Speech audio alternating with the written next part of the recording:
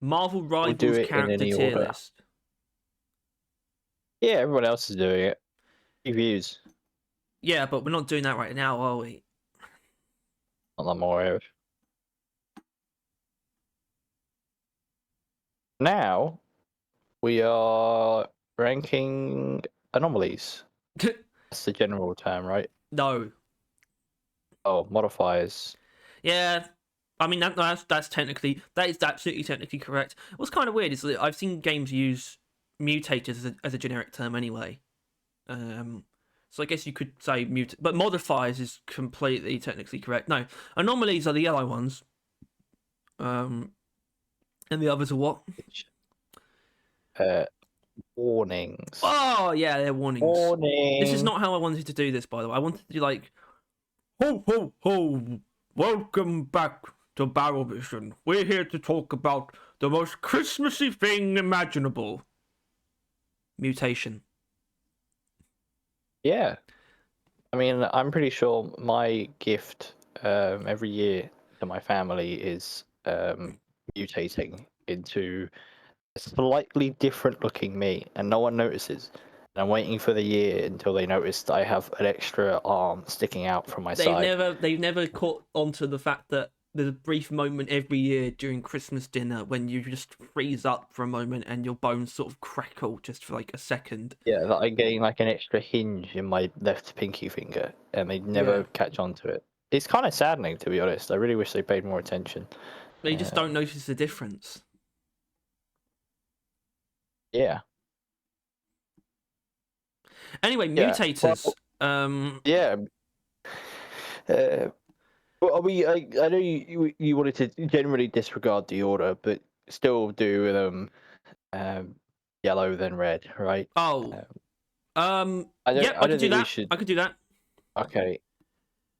Otherwise, it's pure unfettered chaos, and I don't know if I need that kind of stress in my life, to be honest with you. Yeah. That's not. You should get better than. You should be better than that. I mean, you're gonna have me the fucking balding at the age of like 3.5. 3.5.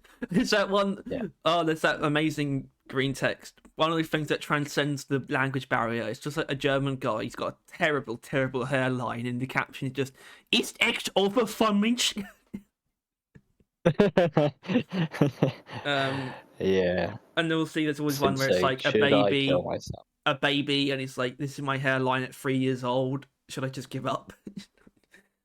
Yes, you probably should. Anyway, so last week we didn't really do a video, so there's that. And this is probably going to be this will really be the last main video of the year anyway. So I think it's fair not just to return to our roots, but to also provide something substantial to enjoy over the holiday season. Because the mutators, I would say, when it comes to, aside from you being a dwarf and your arsenal, there are obviously, I would say, 3 cornerstones to how mission variety is delivered: the mission type, the biome, and then mutators. And I think that is because there is 2 of them. Because if it was just one type, if there was only positive ones or only negative ones, it wouldn't be as interesting. It's the duality. And so we have done these before. We've done anomaly tiers before. We've done a warnings tiers before. But given that those were both over a year ago, which is actually surprising, I didn't actually think the anomaly one was over a year ago, but it was. And given that we have actually, believe it or not, guys, Deeprock does get content sometimes. There were multiple of each added in the previous season. What better thing to do than to rank them all in one? Some sort of psychopath. Yeah. Although, just as Tyler's just established, and I immediately caved, even though I disagree with him, we're still going to do them. It's going to be divided, I guess. But is that more so for like the look of the list anyway? Because then you won't have. Yeah, look at the list, feel of the video, feel of the vid. Yeah, it's always good. It's always good to end it with the bad stuff. The dangerous stuff. Yeah, and let's be honest, the thing that people care more about. I think ultimately, when you're picking a mission, I mean, obviously there are different examples. There are exceptions, but warnings, I think, are a lot more important to the feel of a mission. Yes. Than the other ones. And that's why I think it's very justified that there is, as you can see, a fair bit more of them. I think that's the way it should be. Anyway, all that being said, first of all, I guess we haven't really done this in a while. We haven't really it's been a while since we've tried to pin down a methodology behind our rankings. And that's because we usually just go in, head first and basically just, eyeball it, as it were. Instinct based. And I think it's going to be the same. Because I think the best way to kind of tier this is not like, how fun are they or how difficult are they? Especially given we're combining anomalies and warnings anyway, It's really just about how good we think they are, just how well designed they are. And that obviously that is absolutely armchair development, right? Obviously, but how much if we see that mission, do we want to do it? Right. That's actually a good one because that does apply to warnings as well. Believe it or not, there are often times where I would prefer a thing to have a warning than not, if possible. Yeah, it almost makes even an unpleasant mission worth doing. I think those ones are obviously the higher up ones, or generally pleasant missions not worth doing. Right? There are definitely examples on both sides. And luckily, neither of us out of practice because we're in an amazing position. Tyler literally played Deep Rock yesterday, so we are primed for this. He put a fucking shotgun to my head, and then made me play 2 or 3 hours on stream. If that's what it took, you wouldn't be playing Deep Rock. Yeah, I would be having my fucking head blown off. No, because I just wouldn't be bothered to. I wouldn't be able to go through the logistic nightmare of acquiring. Anyway, let's get the first one. This is still going to be randomized, but I'm not going to make a big point of it. Don't worry. That's a great start, though, I must say. All right, let's get it. Double XP. Boom. There you go. There he is. All right. Let's do. Let's just out the gate, rip it off. Yeah, that's one that's going to be. If you were to go and look at the previous version of this, that was something. I think we probably did the same thing. I think we. Yeah, I doubt there was ever a time where we didn't. No. Why using the just previously established example? There is never any more incentive to play a mission than knowing you're getting double XP for it. Yeah, and I mean we also need to acknowledge that the burnout aside, even on my front, that incentive has only been magnified. But it's been magnified by an infinite degree. By season 5, technically. So really, it's literally impossible to not put this at the top of anomalies. Certainly at the top of reward-based anomalies, at least, right? So things that sort of increase your yield. The thing about all the others though, all the other reward-based ones add more stuff to the cave. This is literally the only purely stat-based anomaly. It's literally just numbers. It doesn't add anything else to the mission. Yeah. But it still amplifies everything about it, though, because of what it is. Because it's not just more gold in the mission or more minerals in the mission.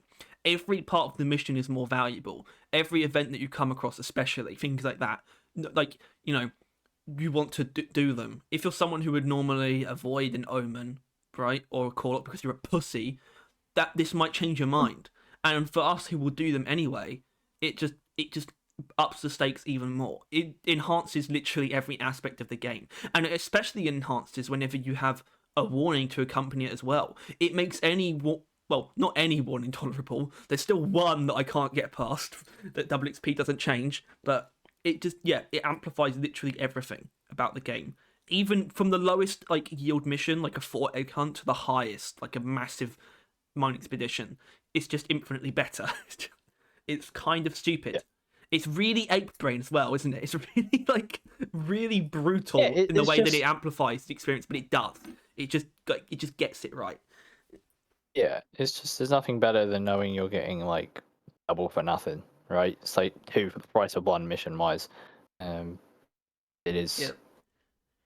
Yeah, it's not just the progression either. It's not just the progression either in the early game or in the end game when you're just farming promotions. It's also just seeing that big number. You know, that's honestly something to strive for. In more than just one, I would say that definitely applies to Gold Rush as well. But yeah, double XP, just brilliant. Also, once again, something that is further amplifies Hazard 5 Plus as well. I think because those also increase your sort of your hazard bonus even more, and so that just paves the way for, like, you know, my eventual end game goal of the ultimate mission, which would be, you know, the highest hazard bonus possible, which I think would be a like maximum, like maxed out mine expedition, all hazard 5 plus factors turned up, and with Lithophage Outbreak, because that's the highest hazard bonus warning. Obviously, there's the internal stuff though, because you need to get like very lucky and find everything possible. But I can imagine that being up to like 80,000 XP or something like that, maybe even more than that. Either way, double XP, an inarguable S tier. It's a good, and that's why it's a good one to start with, I think. Yeah. Not even a hint of disagreement.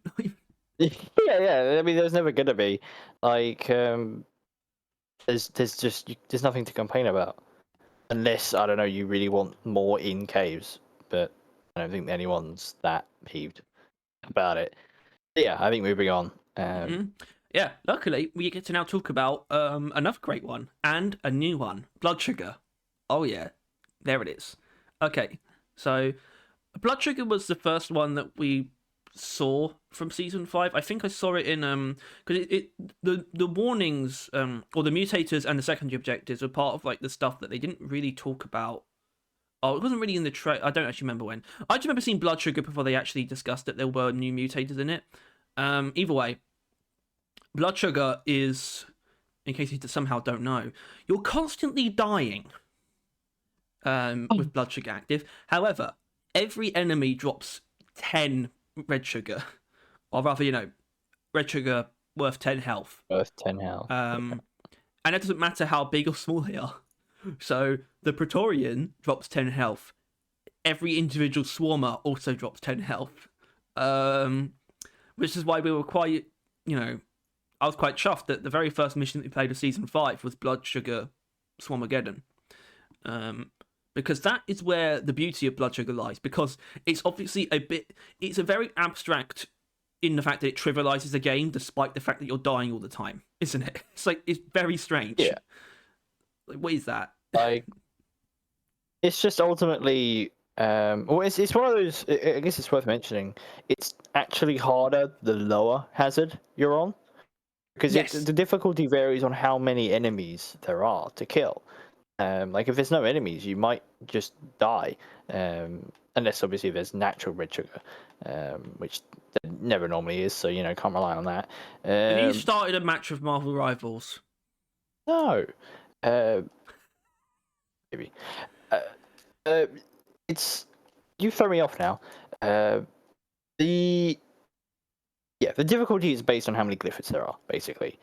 So, ironically, you actually gain, you know, you're healthier and have more health and a better life when there's a bigger number of, like, swarm, basically. Yeah. You survive easier during a swarm than just existing, which is a weird way of playing the game. Which is why I think it's definitely one of the better ones, right? I think we can both agree it's, like... It affects the game in a unique and kind of good way. I think it speaks to the approach of a lot of things in Season 5, which is, yeah, we're kind of breaking stuff a little bit here, but not in any way that isn't tantalizing. Not in any way that's detrimental to the experience. It's like, sure, Hazard 5 Plus might be completely busted, right?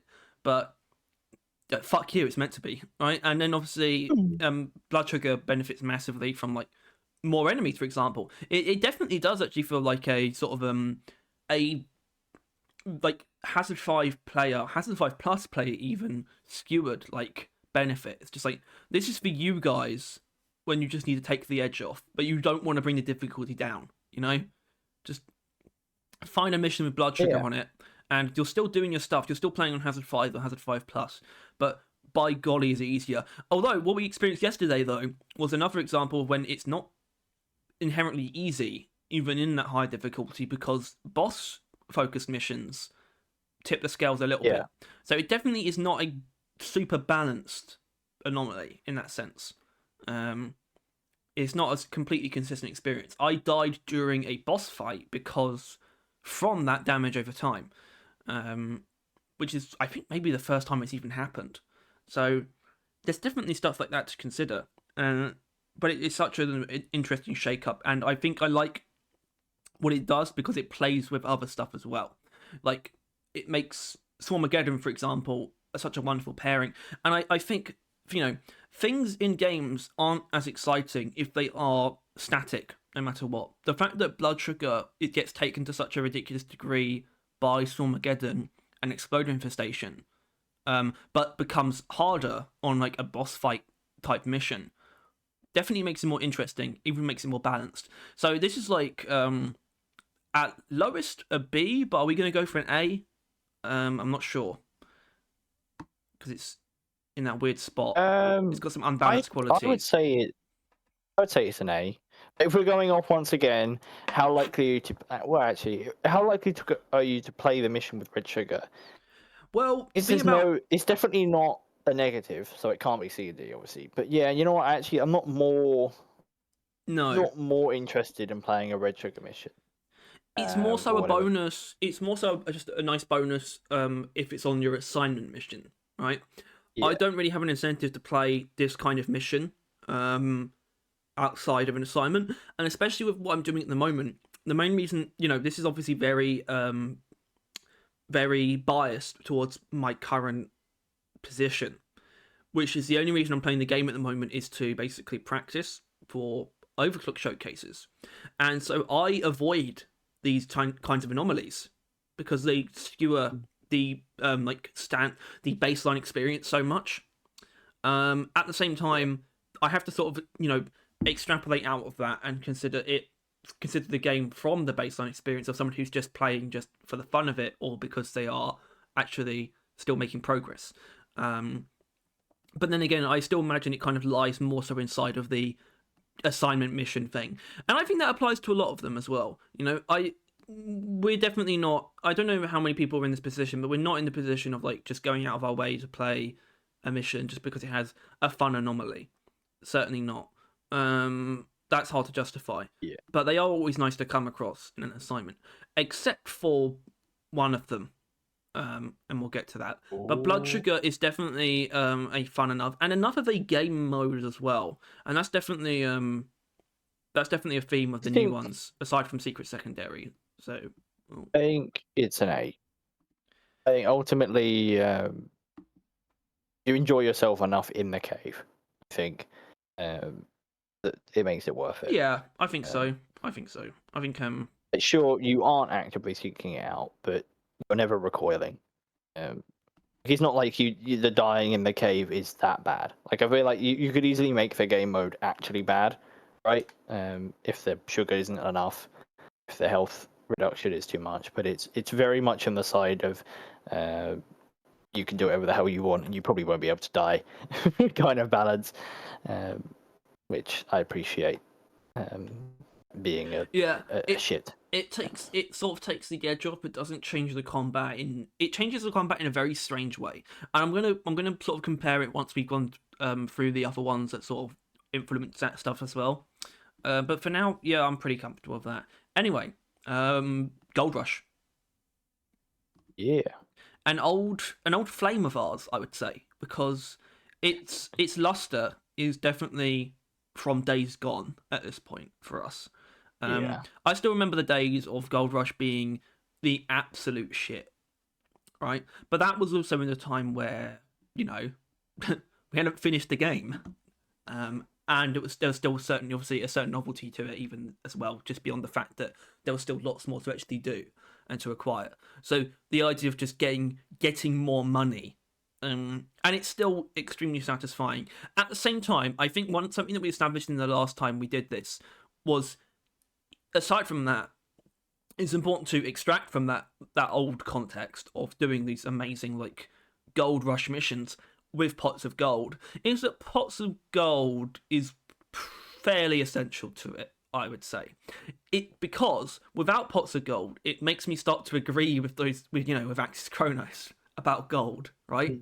It's almost too much to be worth mining unless you have that thing that makes it too much to avoid mining, Yeah. Yeah. And that's kind of cool, but kind of whack, because also, especially with Mineral Mania, and how we know that Mineral Mania actually nets you a lot more credits than pots of gold without Gold Rush, or with the other way around than Gold Rush without pots of gold. So the two very much so rely on each other. However, at the same time, big gold veins, they're pretty cool.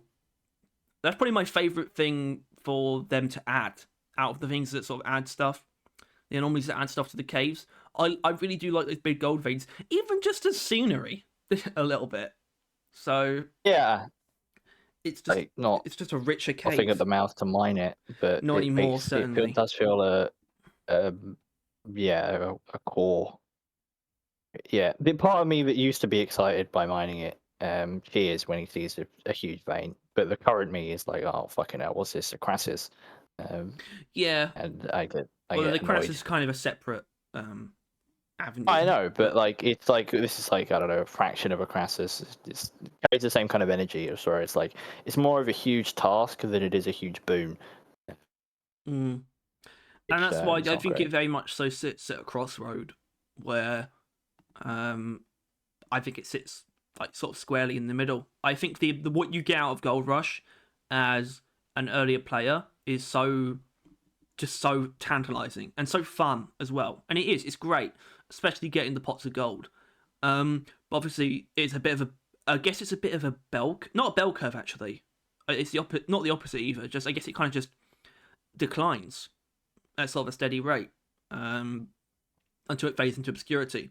But I would say at its height is probably the most attractive like anomaly, to be honest.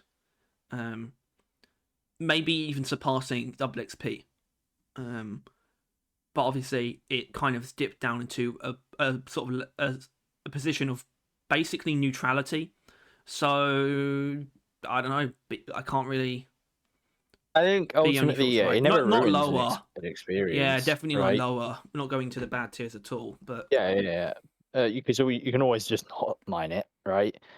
But also, I mean, no appeal.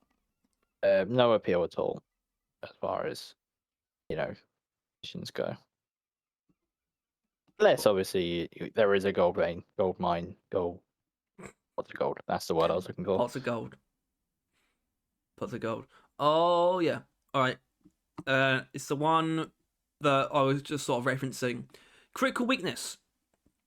I need to remember the numbers quickly. Critical weakness basically makes it so that I think you deal 5 times more damage to enemy weak points, and that's additive to the already present sort of variety of multipliers, like Mactera already having a 3 times weak point. So they basically die to one shot from anything. Critical weakness is absolutely unbalanced in a lot of ways, because if you have anything that can deal weak point damage, and you are able to hit an enemy weak point, it's completely trivial and you are completely overpowered.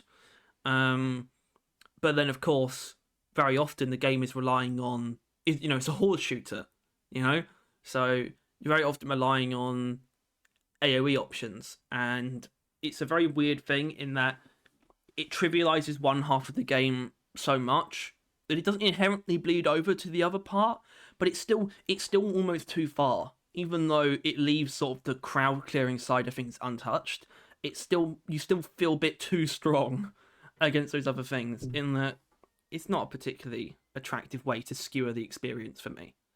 Unlike Blood Sugar, it skewers it in a way that I don't find particularly appealing anymore. It was really just like a power trip, a while ago, and that was its best sort of the best role it could play, I think. Yeah, I think it was only really one time where I'm particularly like giddy at playing critical weakness, and that is whatever the brief moments I'm running the M1000 super damage crit build. That's like the only time where I'm frothing at the mouth to do even more damage to like a poor dreadnought. Right? It's an incredibly of specific course, scenario. there is. It's essential for me to mention the dreadnought aspect, or lack thereof. Yeah. That's not a thing. That hasn't been a thing for quite some time, and that was definitely an appeal. Yeah, I mean, I don't even remember if it was still around when we got the other guys, the Hive Guard and the Twins. I'm not even sure if I don't know. I don't remember, but it hasn't been a thing for longer than it was. Dreadnoughts are immune to this effect, and that I would say makes sense in the sense that they are basically the bulk of the mission. Whereas in other missions, hordes are the bulk of it, and hordes are not as easy as single targets with critical weakness on. At the same time, it's still very unstable and very unbalanced, and that's not something that they've shied away from in the future. Blood sugar is incredibly. It has that dichotomy where sometimes it's incredibly easy, and sometimes it's actually a bit harder than usual. So I don't think it would have been too bad, really, for critical weakness to still apply to dreadnoughts, because that kind of just takes the already kind of weird power fantasy aspect of it to such a level that it's kind of funny, almost, and just worth keeping around, in my opinion. I don't think it was actually particularly wise to remove that aspect of critical weakness, because it kind of dips into the sort of boundaries of not being particularly appealing. I've kind of already mentioned that, but that's also because it's like I'm not really interested in a kind of untrue gameplay experience almost anymore. I kind of want the game to be sort of what it is. I don't like things that are so far removed from what the game is normally like.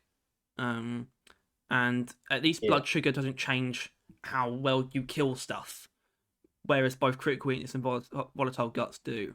So this is one of the few anomalies that just kind of goes a little bit lower for me. I would say it begins with its ranking, its letter, first letter of critical weakness.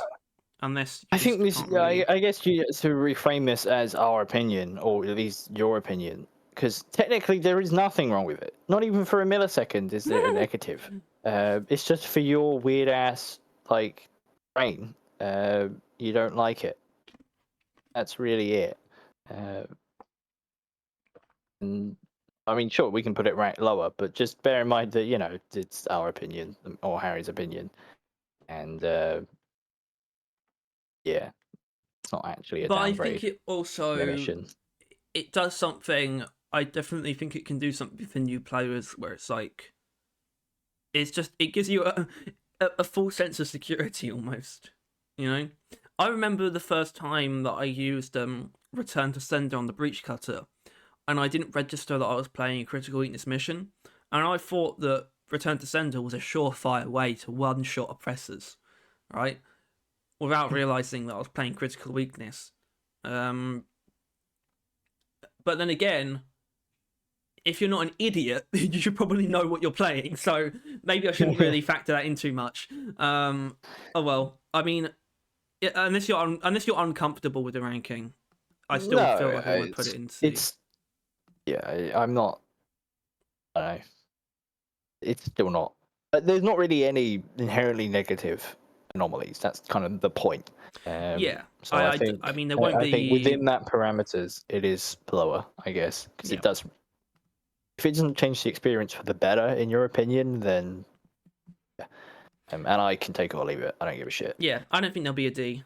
It's not like I do. Anyway. And actually, there is something. It's not like as a driller main, I get much from critical damage anyway. Really, right? No, so that is another thing. It's an anomaly that doesn't really benefit driller that much, unless he's a sick fuck who's using the Sabata. I mean, what specifically benefits driller?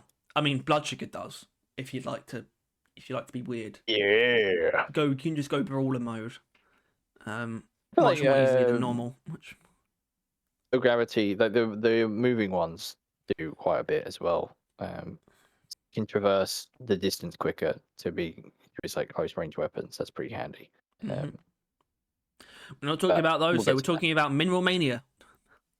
Oh yeah. I think one that's still kind of retained more of its luster than Gold Rush has. And it is, of course, not only does it have that, I do kind of like Mineral Manias. I like especially ones with in-wall minerals. I do like those, where it's jadeds or Enor pearls. Seeing a lot of those about is kind of nice. There you go, Driller gets to do more of his job. But it is also more fiscally useful for newer players as well. In case you didn't know, in case you're a noob, Mineral Mania is the way forward if you want credits. Obviously, it also just nets you more crafting materials that you might need as well, but they also sell for so much more. So it's really the way forward. And there was always something cool about getting to a pretty high number. I remember sort of shooting for like the 300s for like Cropper and stuff like that, when these are sort of bigger fungus bog missions. It's a great anomaly, really. It amps up a nice aspect of the game. Something that is also, there's a little bit of variety between obviously the biomes. So it's never just gold. It's always whatever's in the cave, just more of it to mine, and it feels good. I think it's there's not much to say about it, except whether or not it's definitively higher than Gold Rush or not, I suppose. I definitely like it more. Yeah. Objectively, personally, I mean, a simple matter of the fact that we mine minerals more than we mine gold, right? That's like out the gate. There's that. And also, it's almost weird because you can almost imagine a scenario where if there was a beer equivalent, right, for pots of gold, for minerals, right, would it have had the same journey in it feeling quite essential to have that beer to enjoy Mineral Mania? Potentially, yes, but the fact is that beer doesn't exist, which means Mineral Mania stands on its own, and it has stood on its own since the beginning. And still does. It's so much less of a chore as well. Not only is mining minerals more profitable, it's also just a bit quicker and cleaner, and you don't have to spend as much time in one place. Like, especially with pots of gold, that was always an aspect of it. You would sometimes have to like defend your gold veins for like a couple minutes to get through them. It's like, we can't need to lock down here for a little bit. Mineral Mania, you just go from one chunk of mineral to the next. It's pretty good. I think A is fair.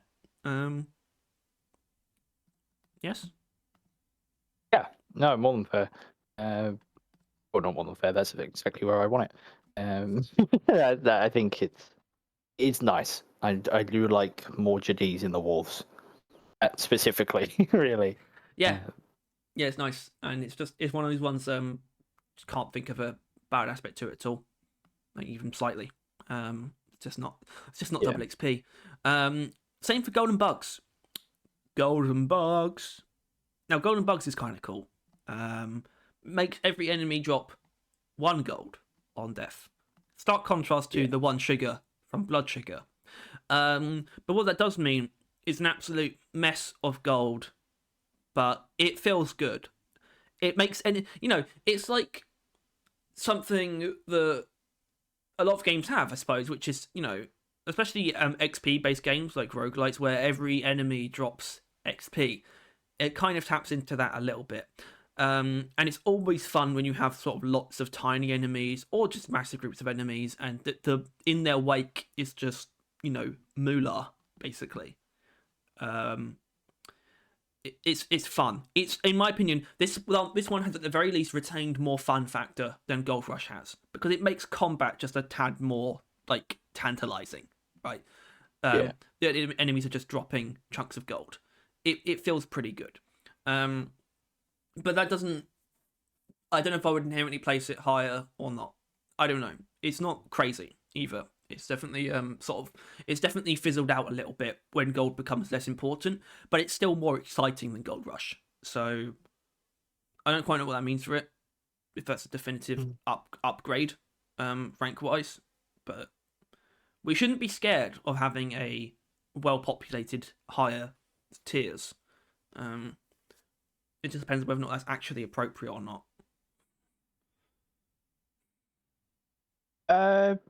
Yeah, no, I mean, say with you mining gold, that's like the biggest thing, I think. Like, otherwise, who particularly cares? It's just, I mean, it makes the map a bit more interesting. There's gold everywhere. There's that cool thing that it does. Obviously, you can encounter swarmer tunnels, of course, just in the caves. It actually encourages you to activate them. It might even lead to a scenario where you want to use, even though this is extremely unprofitable just because of the time it takes, it might prompt you to want to like let a brood nexus or a breeder just live. So you just have a constant influx of gold. Do you remember we almost did that for way too long? Yeah, I remember the game getting a bit spotty. I think, if I recall. Yeah, because we just didn't have like resource management down at that point. We were probably using ammo on those shockers, which probably led to our demise. And I meant more like lag wise. I think I remember it struggling. We weren't picking up the gold either. We weren't depositing it as it came along. Yeah, but golden bugs, it's definitive. Like, that's the thing, even if you still don't care about gold that much, or you stop caring, it still has a fun factor that's added to anything works out quite well in combination to that, because you don't have to mine it anymore. Yeah. There you go. Golden bugs. Uh-oh. It's Richard. Rich atmosphere. Make it go fast. And that's it. Yeah. Basically, the Doom simulator. It's fun. I think this always comes down to, though, which one out of the two is better, out of Rich Atmosphere and Low Gravity. And for me, actually, Rich Atmosphere tends to win out. I don't know why. That just ridiculous movement I find extremely fun. It comes down to fun versus actual utility. Because let's be like the gravity one is genuinely it, as I think I've mentioned probably every time we've done this, actively prevents the biggest killer in the game. Meanwhile, I feel like if anything, Rich Atmosphere increases the damage risk taken, like, because you're just running around and then and you're off your edge, you're gone, that's it, bye. And I see. I definitely see what you're saying. It is more fun, to be honest with you. Like, we had one yesterday, obviously, and it's just kind of nicer to get everywhere quicker, faster. Like, makes you wish the game is always kind of that fast. At the same time, obviously, when you actually think about it, you know that probably wouldn't be good. No, probably not. It feels good. Like, it feels good in the moment because we're so entrenched in the game, right? But it completely destabilizes the atmosphere, things like that, don't they? Yeah. That you want certainly a newer player to be able to experience in the kosher way. That's why it's like a fun, like a party pack, like, mutator. It's like, it's just silly almost. I've got no idea what that means, sort of ranking wise, because it's a pure benefit and it's lots of fun.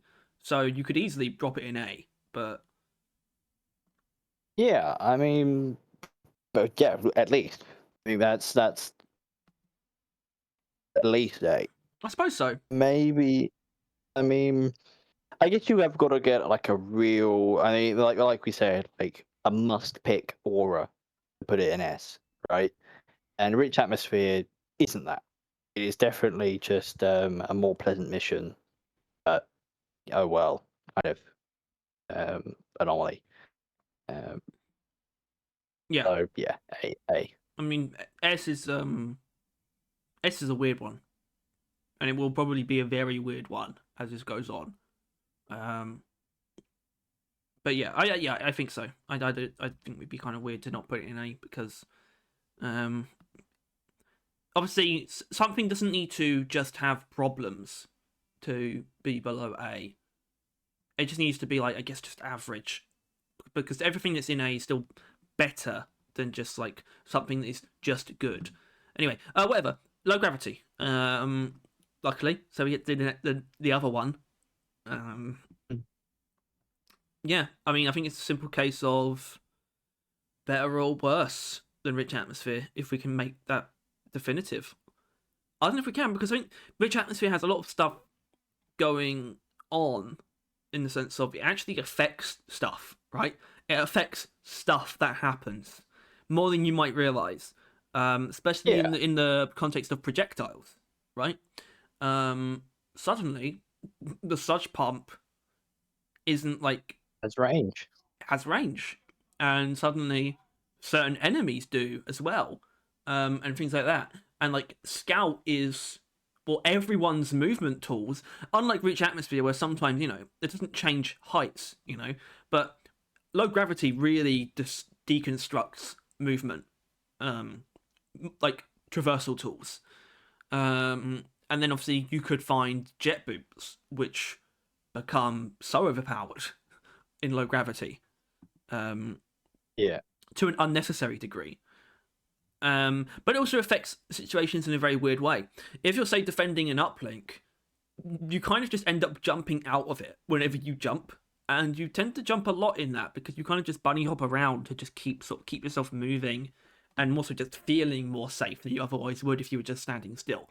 But you sometimes just end up jumping out of it because your jumps are actually a lot more hard to control, I think. And it does also get rid of the biggest killer in the game, but sometimes it can also set you up to get just sniped by ranged enemies as well, because you are just less mobile when you're jumping too. Basically, even if it's not by much, I think it is lower than Rich Atmosphere. Still lots of fun though. Genuinely lots of fun, but I think there are these things to consider, where it's like, it's not just like, if we're just blitzing through Hazard 5 missions, there's a bit more to consider with low gravity, because Rich Atmosphere is not going to change the difficulty in any way other than easier, but low gravity is a bit more of a coin toss. There are aspects of it that are like, that aren't as fun, even though it's a net fun positive, I would say, but not everything about it is that. There are sort of these weird little things. And also the complete deconstruction of the traversal tool like system isn't like, it's not it that makes it unappealing in a sort of a back-to-back sense as well. It's not the kind of anomaly where I want to be, I don't want to go on a streak of low gravities personally. But it's still fun. You would end up being really thrown off after like 3 or 4 low gravities. Like you would die of full damage quite a few times. Because they both do this, but they both throw you off a little bit. But I think low gravity throws you off of the normal way of playing a bit more as well than Rich Atmosphere. Because you like adapt, right? You're like, oh, I can jump from these heights now, and I can jump up to these heights now, and stuff like that. Which then obviously give it like one more mission, and now you can't, and you have to go back to the normal. While the other one is like, doesn't change much. Yeah, I think this is fair. All right. Obviously, if you think it's fair, then I guess that's fair.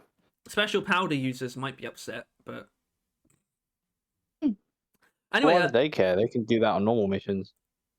That's what I say. Let's talk about the other new one, Secret Secondary. There he is. Secret Second, not particularly secret. I mean, it was always kind of like hard to know exactly what they meant at first. It was like, are we even going to know at all? No, it's fairly simple. Obviously, you don't know what your secret secondary is going to be until you start the mission, but then obviously you do. You get another secondary objective, and that's it. Obviously, though, this is in the category of reward-based anomalies. But I think it's neat. I think foragers get a lot out of this. People who like picking stuff up. Oh right. Certainly. Yeah. And it is kind of neat, especially with just. I genuinely, I don't know. I'd have to look up how many times I played it. It probably can't be more than like 2. Like, I really don't think I've bumped into it much. No. I'm definitely a forager, and it's not attractive in isolation either, unlike Double XP. So, but it's kind of neat, especially with sort of secondaries like Festive Fleas, I would say. There's something nice about having Festive Fleas alongside another secondary for some reason. I don't know why. And also, there is the aspect of filling out the objective window is always a nice thing. We now have the potential to get up to 5 objectives. You know, Yeah. if you do a Lithophage Outbreak and you find a machine event, you get the holy quintology, or whatever you would say. So yeah, it's kind of nice in that sense, but it doesn't have a strong draw on its own, in any way that sort of, it's once again, it's really just a nice thing to encounter, but it doesn't really bring much fun, and it doesn't change much about the mission except potentially making you spend longer in it, because you now have two extra things that you are sort of pressured by yourself, by your subconscious, into completing, or it has the opposite effect and you sort of give up on them both. That could potentially happen as well. It's like, I'm not going to get both of these secondaries done. You get like fossils and pearls, not pearls, balls. If you carry balls, what? You're like, oh, fuck that. Yeah, I forgot they're called. If I get fossils and anything, I mean, getting fossils as an extra one is just, oh god. But basically, I think it's a fair thing to be. Yeah, it's nice. There is still a novelty to it. I feel like I haven't given it its time of day exactly, but then again, it's not exactly. I don't feel pressured though to do that either. I don't feel pressured to experience every variation of Secret Secondary. It's just kind of a neat thing. And honestly, this is something I like about it. It feels like something that could have been added years ago, and I think I like that a little bit. Yeah. Like, just builds off the base game in a very nice, simple way. You don't see too much of nowadays. Obviously, it takes advantage of the fact that there is a good selection of secondary objectives. Obviously, more with Season 5 as well. So yeah, obviously you could get both gunk seeds and barbarnacles. Both disgusting things that you have to shoot down from the ceiling. Who doesn't want that? Anyway, the final one, Volatile Guts. There it is. The thing that trivializes hordes of enemies. Completely. Weak points takes down, big guys. This takes down the rest. Yep. But I like it more.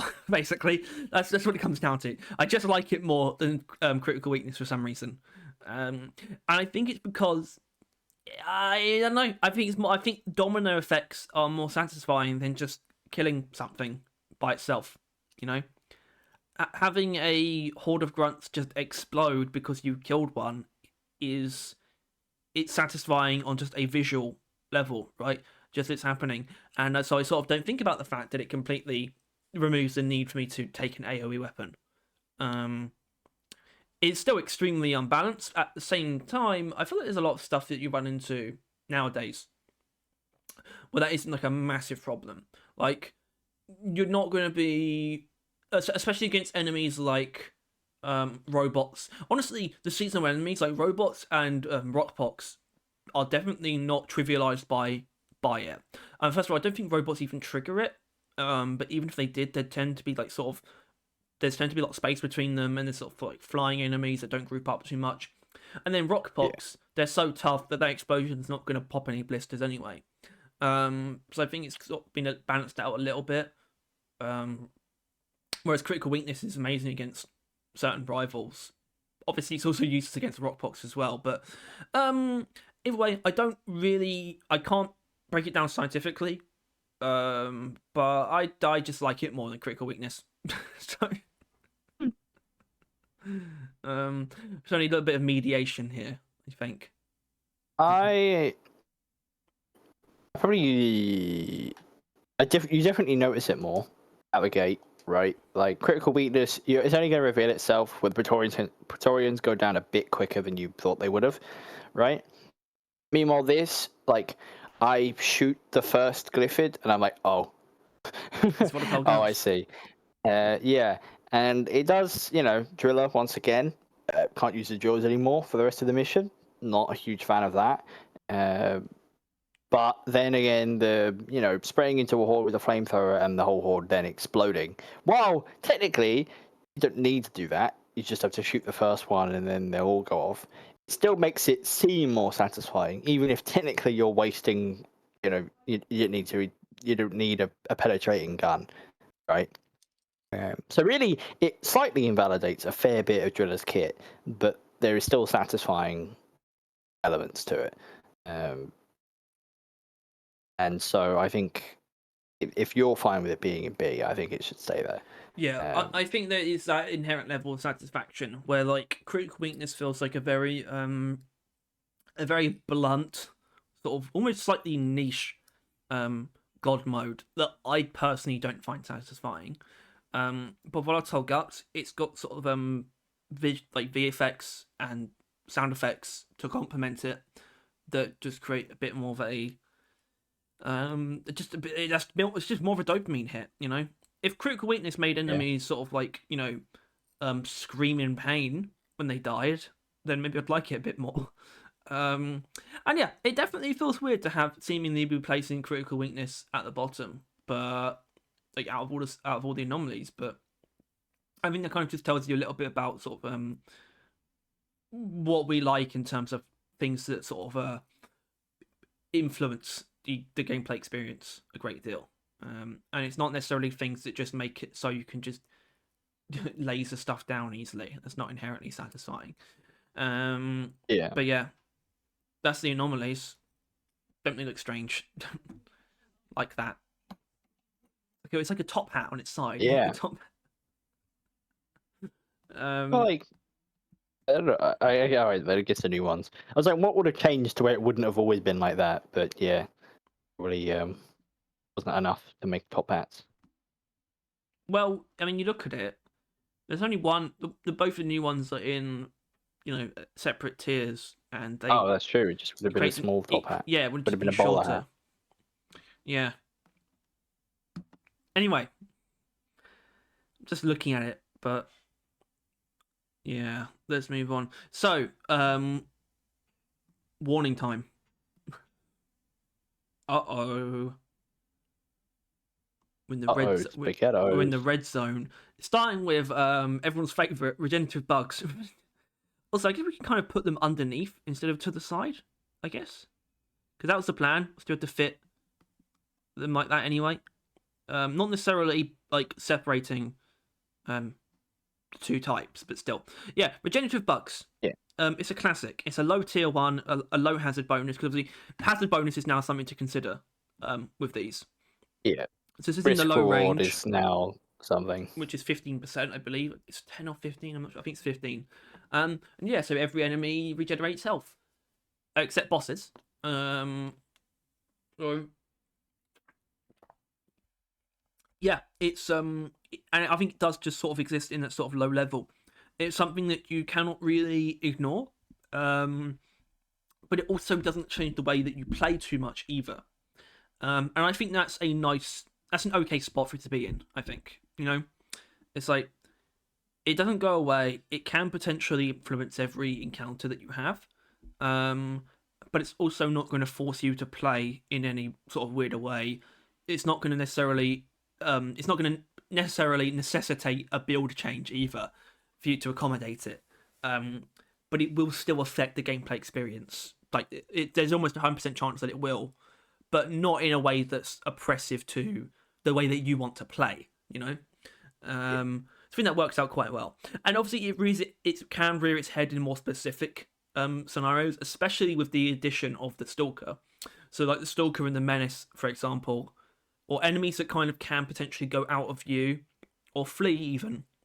So this can actually apply to things like shellbacks and even patrol bots as well, that sort of move around not really in relation to you. It does rear its head to be a bit more problematic there, but it's relatively unchallenging at the best of times, so I don't think I wouldn't actually call those flaws. I would just call those sort of quirks that make it stand out a bit more, where it's usually a bit of a low hum of a warning, usually, except in those scenarios. So I don't mind that either.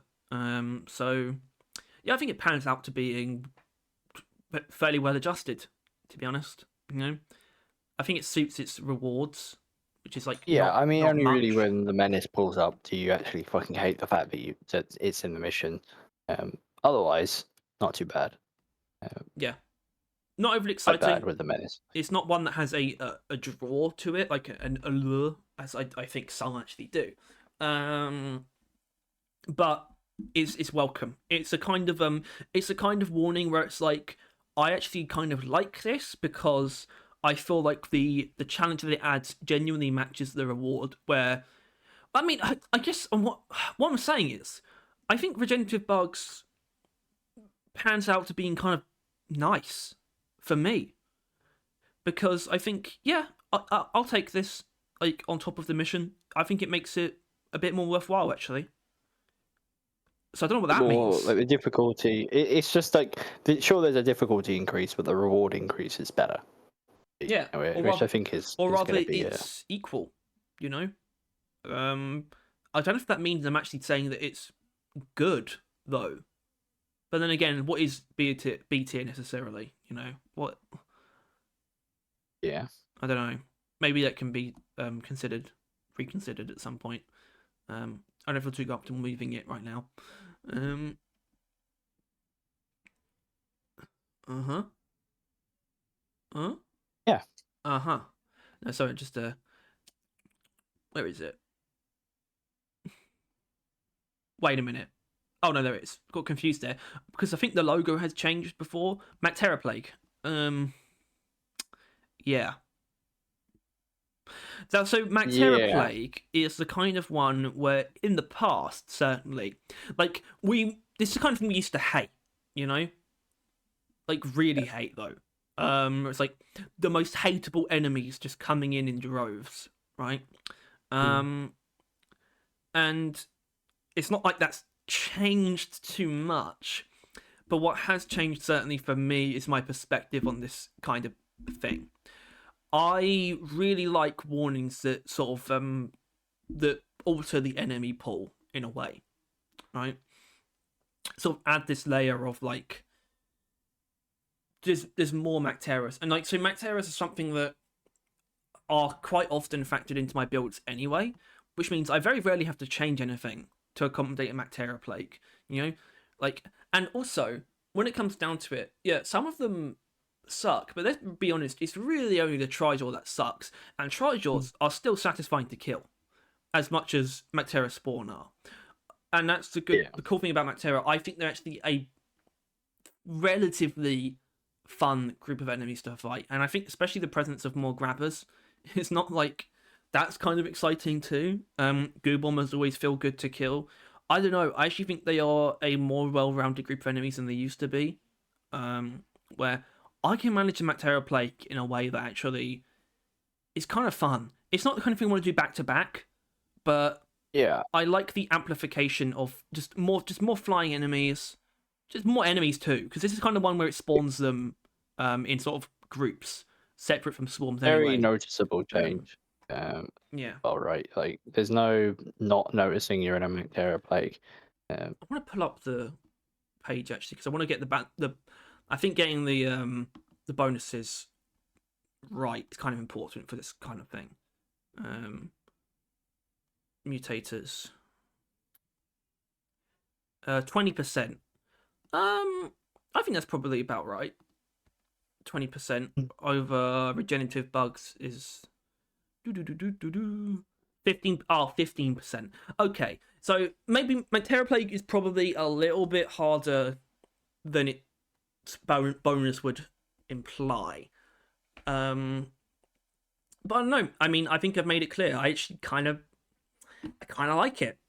Actually, I kind of like it. I don't hate fighting groups of flying enemies anymore, like I used to. If you are built right, you probably have some kind of group disruption in place. That's especially useful against Trijaws. So I think sort of for a player like me, it's a welcome challenge from time to time. It's absolutely welcome. I don't know. Yeah, well, it's a not welcome pain in my fucking ass. So fuck that. No, it is a good one, right? Like it is well made, well noticed. I wouldn't say well balanced, but that's just a tri-jaw can fuck right off. But otherwise, I don't know. I think I've gotten used to it, right? And ultimately, now it's not even the worst of the two kind of. Because the thing with Macteras is that they were like generally all ranged, right? But now there's kind of one that's levels that up to an even more painful degree, right? So maybe it's not the worst thing in the world as far as getting gunned down is concerned nowadays. Like the more familiar version, if No, you will. but I mean, this is kind of a difficult one because there's something so like instinctually like you don't want to compliment warnings too much, but there is a dichotomy, and we'll see that when we start talking about stuff like low oxygen. Put it in 8. And that's why I think stuff like this needs to get actually the credit it deserves. Because I want more warnings like this. Still, I want like I want a Praetorian one. Like something like that. I would love that. Like I have a vision, right, of a warning called like Tank Division, right, where it's just like more, tough bastards. So it'd be like Praetorians and Oppressors, and Wardens. I think would be like sort of the featured enemies.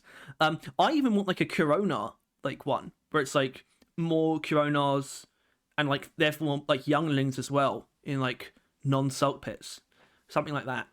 Like these are the ones that I actually these are my favorite kinds of warnings overall. So, and obviously there are more that take this to a higher level that we'll get to. And yeah, that's just going to be sort of the duality of warnings that you'll see. I don't think I'd already spun the wheel again, so yeah, I'm actually kind of glad that we agreed on that. Oh, I think I was literally just thinking about this. Oh, actually, that depends on which one it actually lands on. Okay, it did. Exploder infestation. I mean, that's a good one. Yeah. Exploder infestation is pretty great, actually.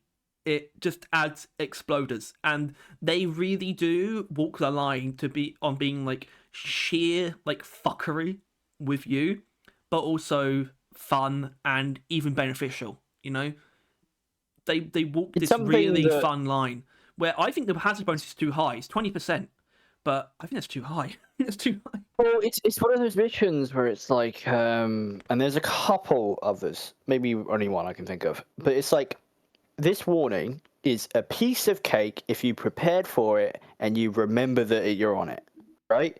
As long as those two things are like, beared in mind, you'll be all right. It won't be that bad. But if you've got like a slow firing single target weapon, which I mean I guess like in 1000 or something, but as a scout it's not too bad. I don't know if you're not built for it, or you just for a couple seconds decided to mine a bit of gold. You're just mining away, you're dead. Right? Like you just like you really got to play it like right, or you will get game ended like instantly. Yeah. By the faster silent exploders Yes. swarm. They are. That They has are snuck up on silent. you. They are silent indeed. Obviously, unlike the other warning where you really have to remember that it's a thing, I think Exploder Infestation at least has a pretty strong fun factor. And that applies to just killing them in sort of just a random sense. That applies to even if you have like Vampire, which you should. That's a lot of free health there. More beneficial though if you're able to power attack them, because obviously there's that weird thing of just meleeing enemies makes you move really slowly for a second for some reason. So it's more beneficial when you're able to power attack a bunch of them. And obviously that usually takes care of the whole bunch. And there's obviously the aspect of them being mixed in with hordes as well, right? And that having an excellent fun factor, such actual benefit to you. And so overall, I think this is in a similar tier actually, perhaps to something we'll be talking about later on, Ebonite Outbreak, where it balances itself out very well in terms of the give and take, where it's almost like some of the some of the anomalies, right? It's a bit like blood sugar almost, where it's more so a hazard, right? More so, but it's got a lot of fun in it, and it's even got some actual useful aspects to it, where you can just use the I don't know. I think this is up very much so up there. I want to give it an A personally. I didn't think it was going to be that low, to be honest with you. Yeah, I mean, it's like yeah, maybe it's arguably a very good example of a warning, like a really perfect example, maybe. Simple, effective, fun, punishing. Honestly, arguably a better reward than risk. I think that's the list. Yeah, those are the boxes you want ticking. Well, it probably shouldn't be more of a reward than a risk, though. Maybe that actually is the one thing holding it back a little bit. Maybe. I don't know. Fuck that. I want it to be cheese. Oh yeah, Experimentation is great. Like, you want it to be the exact same amount. I think Experimentation is actually it's one of the few warnings that's actually like attractive. You know, Mactera Plague, we like it. Like I said, welcome challenge from time to time. Regenerative Bugs, never a bad thing. Explode Infestation. I like going into one of those. We're gonna have a little bit of fun, as long as it's not a good time. Escort duty. But then again, there's no fun to be had on escort duty anyway. Yeah, that's not to be factored null in. And void. That's not. That is none and void. That is. Yeah. Fuck it. Yeah. Why not? Yeah. I like this. I like where this is going. Actually, I think we're onto something here. About warnings. All right. Cool. Now we get to actually paint the picture more elaborately. With shield disruption. It's one of those. The question we must ask ourselves: active avoid. Yeah, yeah. Well, it's just by how much. Yeah, it's by. I'll tell you by how much. It's C, not D. There is a difference between this and at least one that's going in D, right? Shield disruption, I can manage. I can manage it. In a normal setting, if my assignment mission has shield disruption, I will bear the cross. There's one. At the door. Okay. You can run. I actually can. What I'm saying is there is one warning, and I'm not saying it's going to be the only one in D tier, but there is one warning that I don't play, and shield disruption is not that warning. And I think I actually will pause because I need the toilet. Oh, let's go. We're both back from the toilet. We went together. Well, no, I went to go get a package. Anyway, what I was saying about shield disruption is that unlike the I first of all, I'm not saying the other thing I'm talking about is going to be the only one in D tier, but while I could say that I avoid shield disruptions, I don't refuse them. In fact, I don't refuse them at all. I'm very willing to play them, and that's what it comes down to. I gain no joy from them. I gain nothing but pain, in fact. But I feel hardened by them in a more fair way than a certain other two warnings.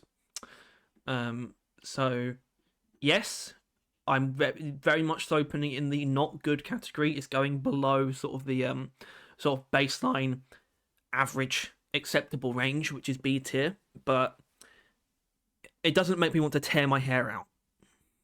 So, and it kind of just stops there. It's also, let me just check this. Plus 30% hazard bonus, which is the highest aside from Lithophage Outbreak. So it knows its worth a little bit, I'd say, at least. Not absolutely deplorable. The kind of warning is actually fairly attractive with a double XP. You know, this and Lethal Enemies, sort of in the higher bonus category. So yeah, those combined with a double XP, I understand. I think this is actually reasonable. Do you have stronger feelings? I hate it. I know you hate it, but do you have stronger feelings? Is there a stronger feeling than hate? How strong? Like, I would definitely rather not be playing the game than playing a Field Disruption. Like, if I'm playing, I'm not going to be putting up with that kind of hate. Yeah, it's okay. Yeah, it's pretty bad. It's also definitely worse than Lethal Enemies as well. I mean, Lethal Enemies is lethal, but it doesn't get rid of that sort of barrier. You can still take, you can still take a hit and recover from that one hit, without having taken permanent damage, right? But Shield Disruption, it kind of throws out the window also how much environmental damage there is in Deep Rock. Or rather, all of that just gets sort of compounded, and it becomes a lot worse than usual. I'm either going to have to put like an asterisk here so we can maybe reconsider later, or I could drop it down. I could. Do you want it? Do you want it to be punished? Why? And then, yeah, I do. It's miserable and with no bright sides, no silver linings. I guess actually its hazards is the biggest, right? Other than that other one, so fuck it, fine. It knows it's a pain in the ass cheeks. Yeah, there's also an overclock. There's an overclock that doesn't work if you play Shield Disruption. Yeah. What does that tell you? Well, one came after the other, so maybe keep that in mind.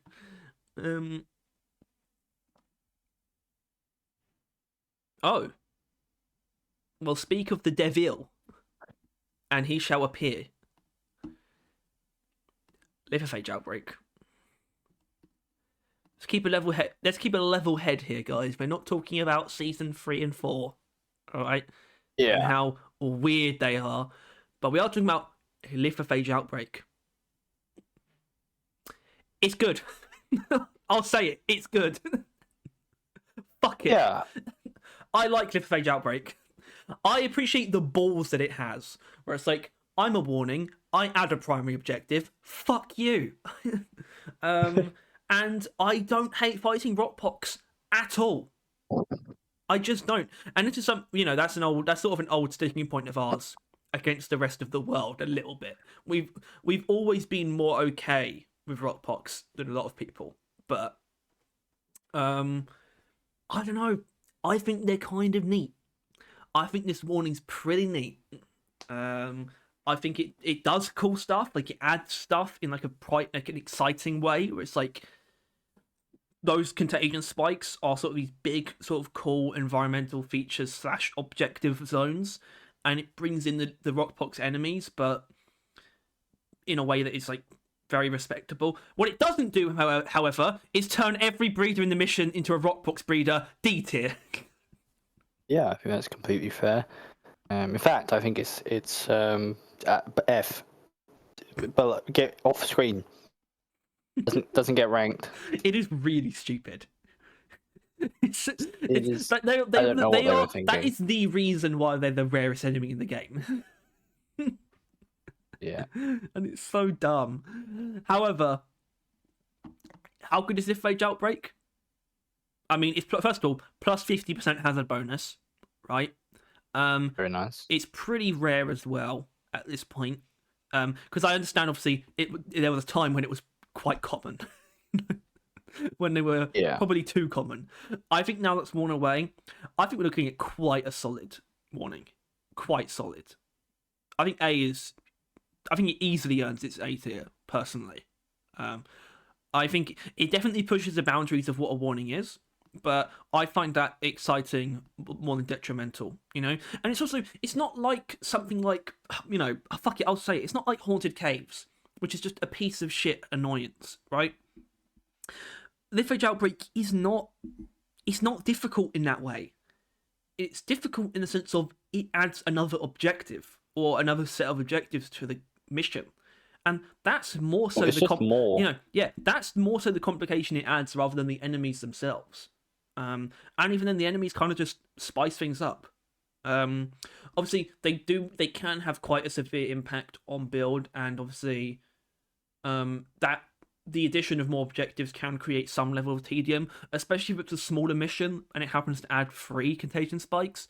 That can be a little bit annoying. I think there definitely should be some kind of structure there based on complexity, where it's like 1, 2, and 3, right?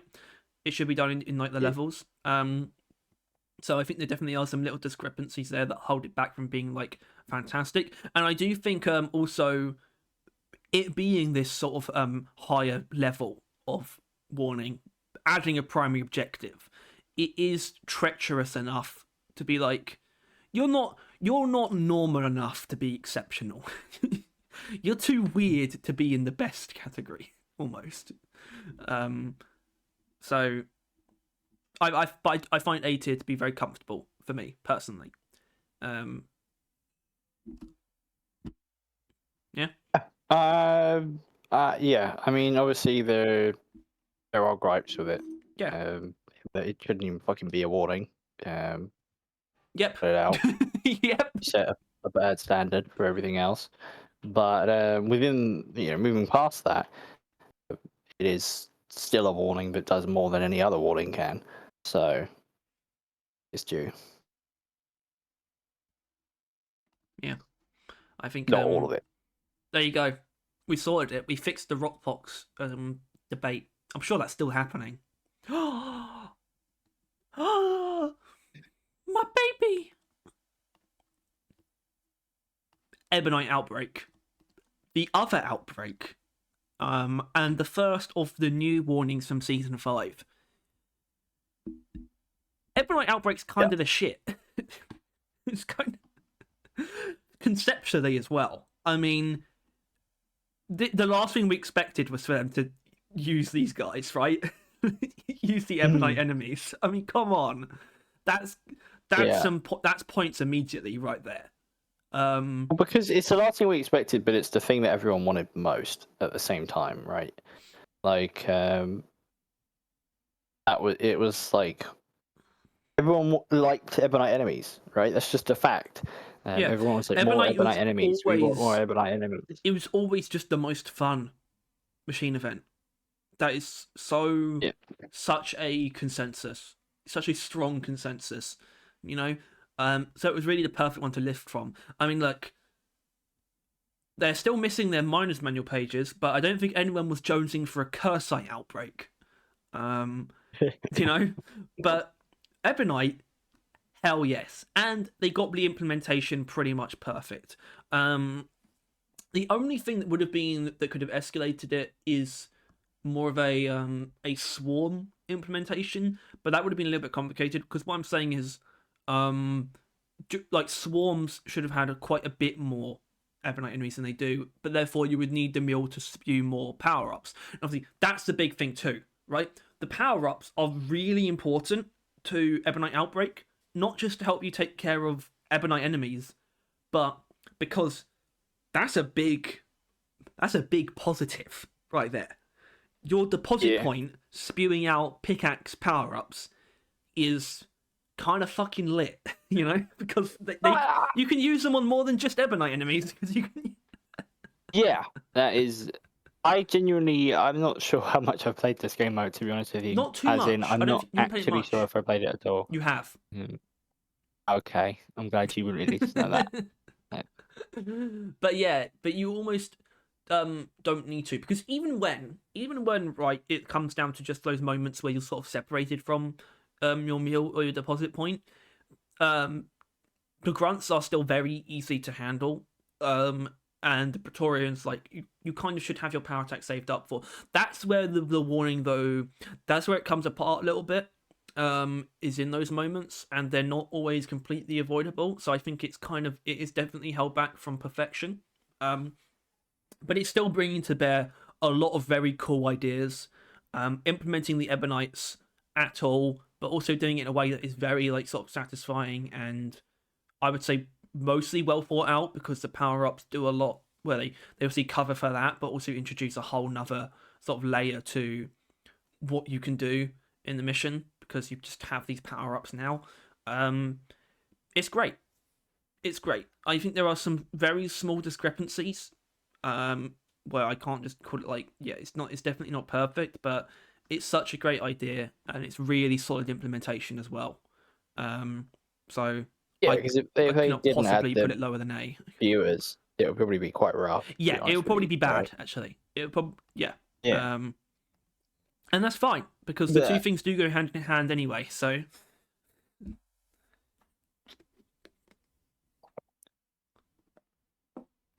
oh, yeah, nothing to say because I genuinely don't remember playing it. no, I'm actually not 100% sure if you have. I'm actually not. You know what, I'm gonna check. Oh yeah, baby, we're almost getting too many good ones in a row. I think. It's Rival Presence. The man, the myth, the legend. The precursor, I would say, though, to I haven't done one at. Oh wait, actually, maybe it should the definitely milestone say is 0 out of 2, if that's anything. I think it is, but there should also be the actual stats. I'm pretty sure. Yeah, that was like right there.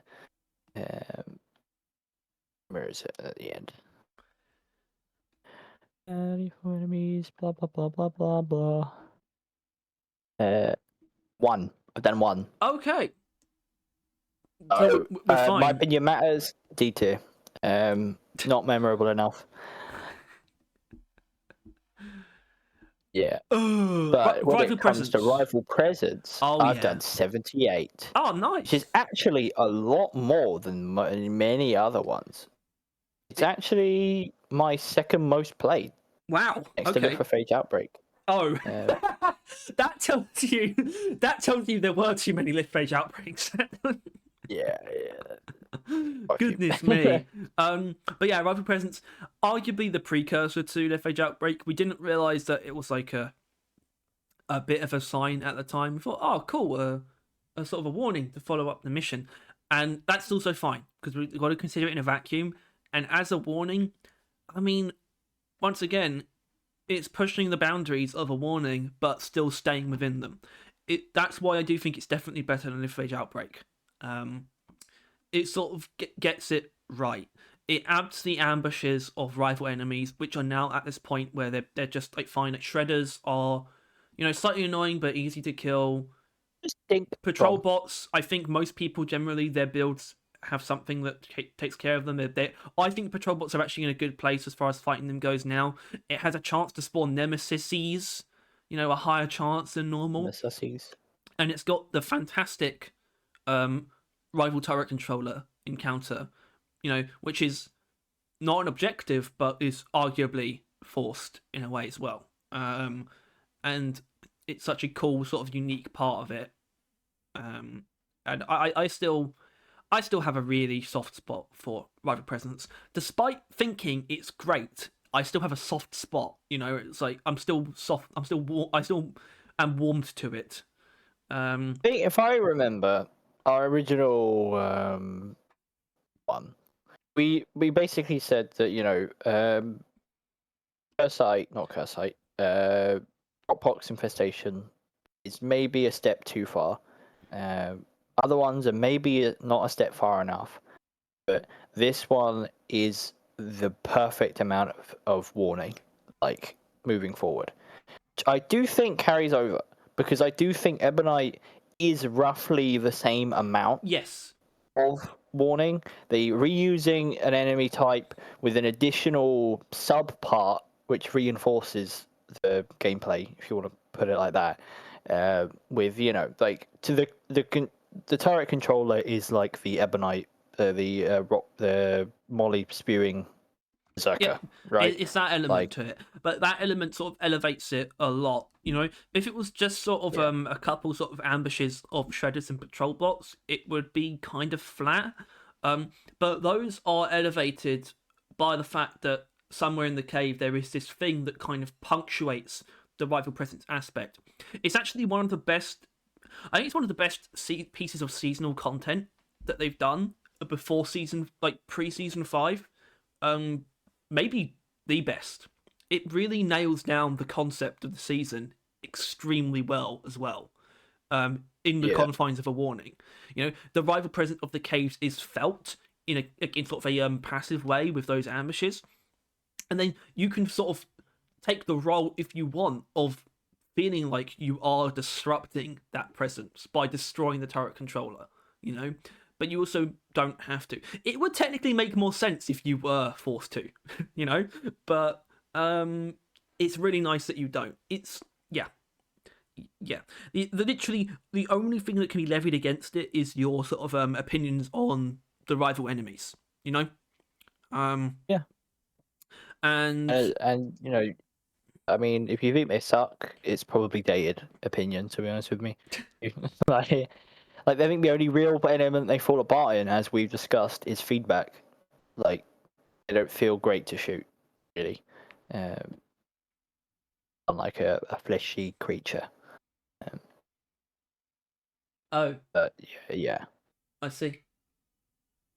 Oh right, no, they don't feel great to shoot. Creatures. Yeah, and well, that's why we should say if there is a problem with this warning, it is the rival enemies, right? Even for us, even though we generally like them, and I especially like Nemesis. Being able to get just them at all. I will say, having a Nemesis spawn while doing an uplink in a Savage Op is bullshit. It is bullshit. Yeah, well, it's no more bullshit than the detonator.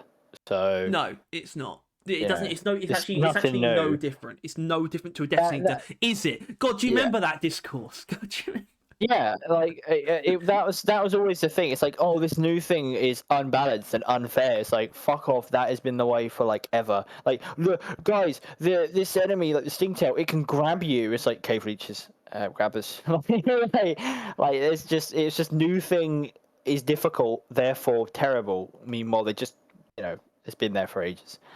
Point is, fuck you. It's good. I'm not sure if I'm feeling S tier though, which I know is where we used to put it. Yeah, that is where we put it before, but that means we need to sort of think a little bit along the lines of the stuff that we've said as well, especially about it compared to like Lithophage Outbreak or Ebonite Outbreak, or even if it stands to reason that Exploding Infestation and Rival Presence represent sort of two very sort of, I guess, two like eras of warnings almost, like the old and the new era in a way, and whether or not that earns it its place. I'm not sure. The only thing I will say is that none of the others are getting into S tier. I can tell you that. So spoilers. Spoiler. We could leave it to the end.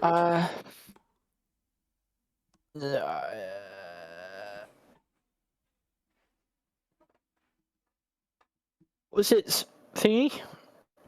Percentage 30 bonus? This is why it's at the top, like the threshold, right? S-tier. It's not breaking what the highest already was. But it's also far better than I think the other things in that category, which is, well, the other things that give 30% is shield disruption and haunted caves. So. Yeah, and it's like how fun compared to those two. Oh, well, actually, and it becomes pretty fucking simple. Well, Duck and Cover does, and so does Elite Threat. But which I will continue to elaborate. How fun is this? Or compared to how miserable most of those are, this is nothing really. Mm-hmm.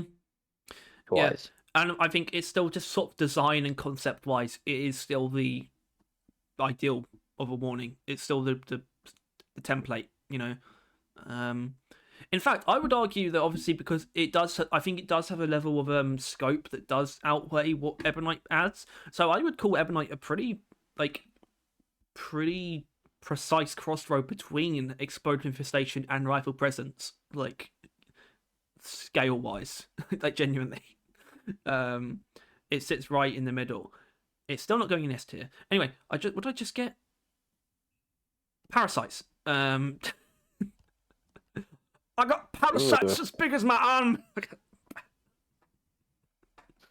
Bring back that old chestnut. Yeah. Or about parasites. But well, also, the thing is, with parasites is nothing but a boon. Let's be honest, right? I wouldn't call it a boon. They provide no threat. Like, yeah. The difficulty does not go up at all. Full stop. No one's dying to a parasite, but people are barely even taking damage to a parasite, like even a tiny fragment amount. Like parasites are there to increase your kill numbers, and what's the percentage increase? 15 is low. 15. Oh, of course it fucking was, but that's still way more than you deserve, to be honest with you. Yeah, but so I don't think it's that's just a free 15%. I don't think that's a good warning. It's not a good thing. I'm just saying that like it physically is incapable of being a negative warning.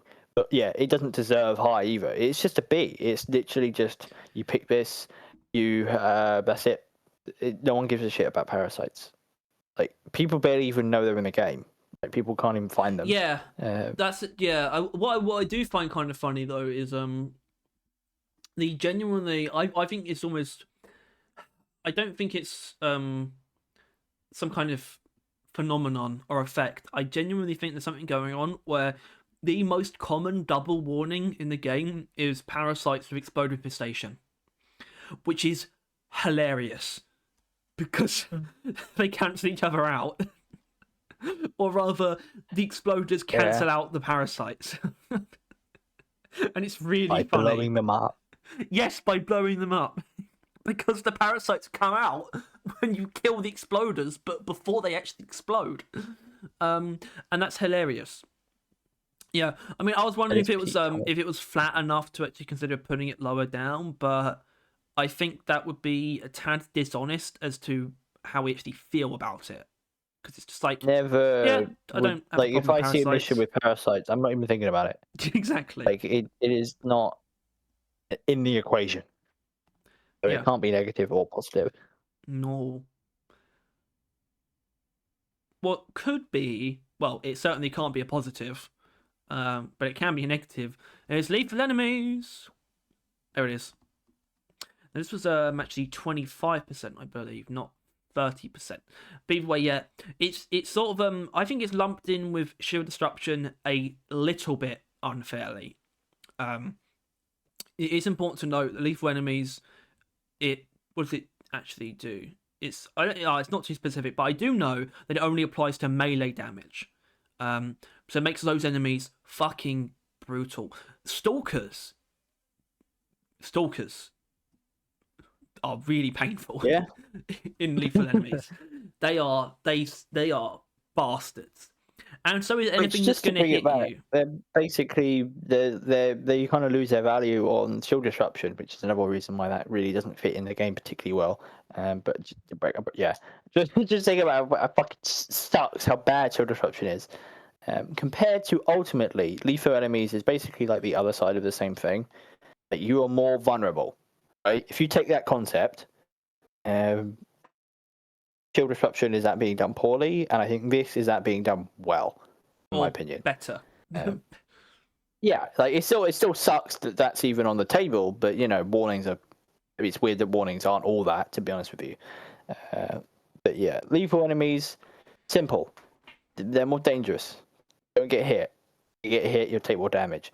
Yeah, obviously that aspect of it confines that hazard obviously to close range stuff. But there's no trade-off. It's not like it makes ranged enemies weaker in any way. It just makes one specific sect of enemies much stronger. I don't know if that technically makes duck and cover the inverse. Obviously, it doesn't in a lot of ways, but obviously that like sort of bolsters the ranged enemies. I suppose. Whereas lethal enemies bolsters the melee enemies. Duck and cover and lethal enemies actually might be a pretty nice combo. Because the lethal enemies won't really be kicking in. Sorry, yes, to be I just honest realised. with you. Yeah, because it's not lethal enemies doesn't make melee enemies more common, I suppose. So like the very few enemies might be a bit harder, but like generally you're kind of just going to be gaining because if anything, it's less common, right? Like they take away from the normal enemy pool. Yeah. Like there's no average grunt, so it's almost turning lethal enemies into like a freebie. If duck and cover. Yeah. Yes, you could. Yeah, lethal enemies. It's hard. It's like painful. It tests you. But it's sort of specific enough where it doesn't feel like you're being handicapped. You know, where No, it's not hurting you in any No. way. It's just strengthening them, which makes it It's is like if you inherently have a more fun. problem with People certain don't like being enemies, debuffed. right? If you have a problem with slashers, for example, you're not, which Yeah. you do, you're not going to like lethal enemies very much. But you're right, it's technically not debuffing the player, and debuffing the player always feels bad. Yeah. So something that just makes the enemies harder, even if it makes them better at killing you, it feels inherently more fair than you are just weaker, because you're not weaker. Some of the enemies are stronger though. I don't know, but I think B though. The 25% bonus, I think it's about right. Yeah, tough but fair, I think. You know, you don't seek it out, but it's definitely not off-putting in an assignment either. Just sort of just like, yeah, I'll just sort of you know, huff some paint and dive into this. You know, I'll grow some balls. It's a shitstorm. You know, some things don't deserve my balls, but I'll grow some balls for this. Let's see if we get something now that I'm not willing to grow my balls for. Not really. We got this idiot. Cambridge cluster. A real middleman, I would say, of warnings. It's either... Use the other example of the one I mentioned earlier. Yes. With exploders. Yes. You know, you think about it, keep it in mind, have long range, you'll be alright. You forget about it for a second, you dare walk into a room without checking the ceiling, and you're squad wiped. It's game over, son. Bye-bye. Yeah. And it's kind of that. And you can't even call it unfair. You know, it's a warning, right? It's warning you. Yeah. You know what you're getting into. But it's not, and it does. You know what? I think it does add some kind of fun in a sort of twisted way. I think through tension. I think, the scramble that sort of occurs when cave leeches grab you, and also it's kind of that in isolation. It doesn't make them stronger, it doesn't make them more aggressive, it doesn't add anything else, it just adds a bunch of cave leeches. And that's something that you should be keeping an eye on anyway.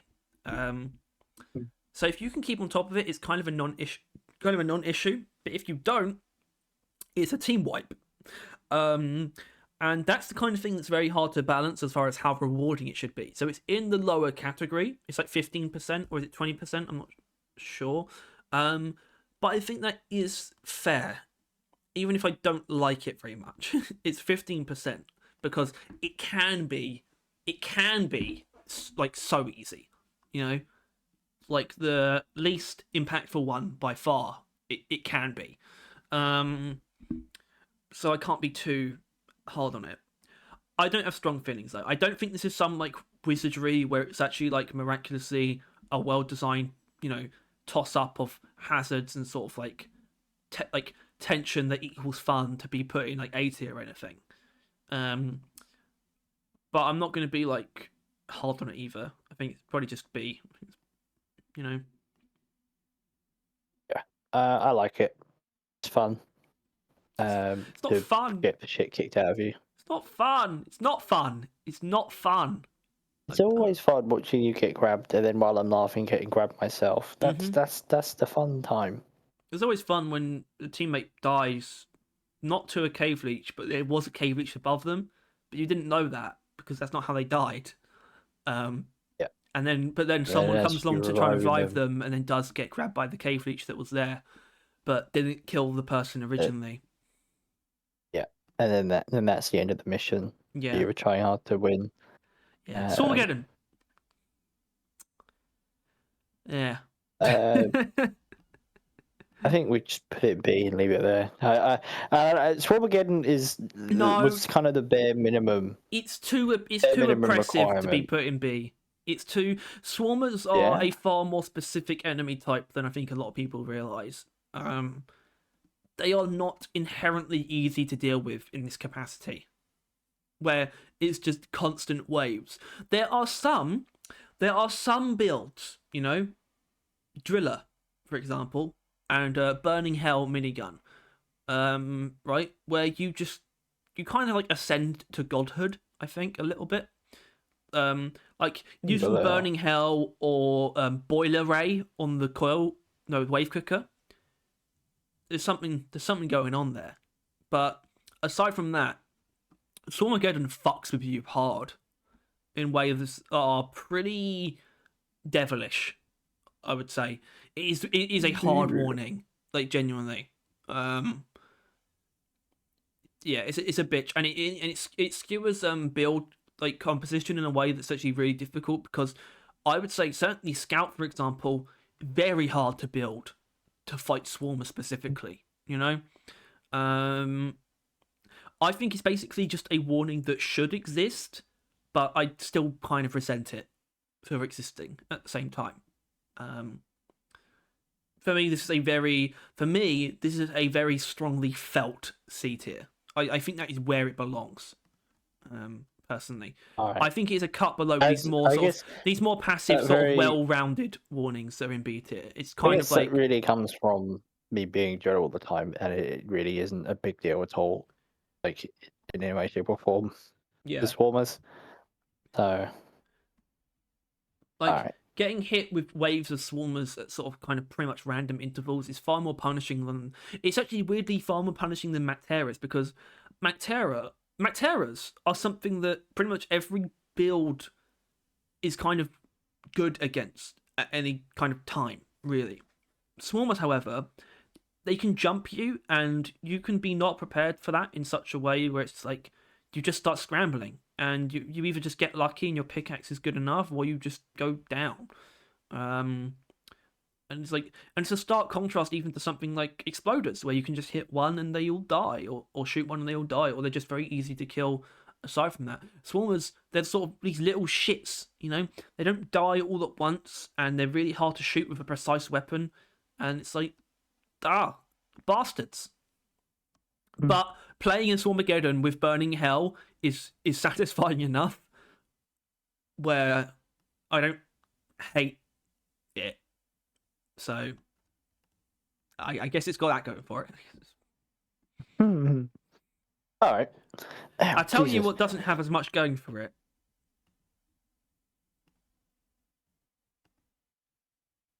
Oh. Mm-hmm. Oh. Mm-hmm. Oh, too. Mm-hmm. Oh, yeah.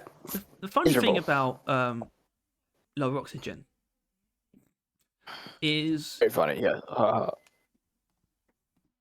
Anyway, the funny thing about oxygen is there's not much oversight here at the very least. Like they do certain things like putting them on the Director, for example. It's like that's kind of nice. In fact, it's like arguably low oxygen is arguably at its best on escort duty.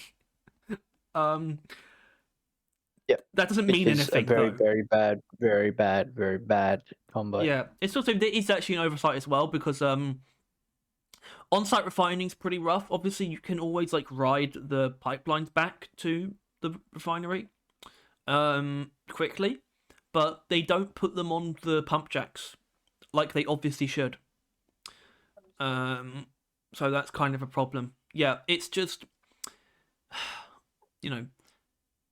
I would say that it makes sense in the sense of warnings being the addition of some kind of hazard, no matter what it may be.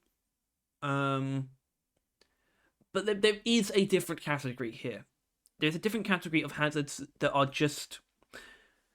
they just break the design in such a way where it's like, I understand the concept of a warning. I know it's meant to make things harder. But when I can compare this one to all the others, except obviously one other, It it breaks the design in a way that makes the game less fun, in a way that basically none of the others do. Even Shield Disruption and Swarmageddon, right? Low oxygen just fucks it up. It just fucks things up. You know, it's just wrong. It's just you are wrong. You are not making this more challenging. You are making this unpleasant. You know? Yeah. Fuck you. And I don't think we need to get much more niche, like, or specific arguments. Really. It is a miserable time. It's a simple fact of the matter. And that is D tier. Yep. And it's not the only one, I assume, but we'll see. It's not the only one. Alright. Everyone's favourite, fucking Smother. Sorry, Duck and Cover. The other new warning in Season 5. And the biggest thing in the game, you know, even more so than Hazard 5 Plus, that makes it feel like you're playing modded. Because the way that this thing tweaks the numbers of the types of enemies that it does is its best. Doesn't feel vanilla. It's its best aspect as well. You know, the best thing about it is seeing that amount of spitters. You know, that is the best thing about it, because it's rough. It's a fucking brutal warning. And you can see exactly why. It literally increases the frequency of everything that's ranged. But I find that exhilarating enough, and sort of genuinely, like we just said, modded feeling enough, where on the whole I like Duck and Cover. I like it. I don't love it. I don't think it's particularly well balanced, but I appreciate what it's going for. That's really the highest compliment I can pay it, I think.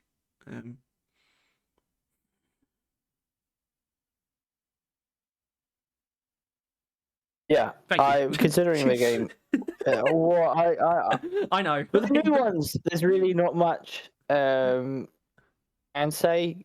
I barely played them, but I've technically played twice as much as the Ebonite one, 2 times. Well, I've successfully done it 2 times, which tells you something, because I probably played it more than twice, because it is definitely one of the hardest going. Right. The game wasn't designed to have that many raged motherfuckers shooting at you. No, and that's why it genuinely feels like there is a you know, a cap to how many enemies can be shooting you at once. It's like, I feel like there should be more projectiles coming at me right now, given that I'm looking at about 24 acid spitters, and it feels like maybe 6 of them are shooting me. But at the same time, you know, the cool thing about that is these are typically quite hated enemies. So to be given the opportunity to kill so many of them, you know, it's kind of nice. Yeah. Kind of like it. Yeah, it's just so dangerous, and like way more dangerous than like normal. I know, it's actually really hard to like play. Okay, maybe we can establish some things. It's not going up. I don't think it's going up here. It's not like that kind of thing. It's too. Yeah. It's too not inherently appealing. I do think it's got that crazy, like, exhilarating fun factor, but I'm not seeking it out too much either. And I'm also not too thrilled to get it in assignment either. So really, it is mostly getting by on just novelty and like craziness. So it's really just whether or not that's enough to keep it to average it out or not. And I'm honestly not too sure. I personally could easily have it in B though. Yeah, I think I don't know. It's never something I want to do, but it's not something I'm against doing. Yeah, I think it's maybe we did it. You could maybe say it's almost a bit low gravity-esque. First of all, combining those two would be horrible. Low gravity and Duck and Cover would be awful.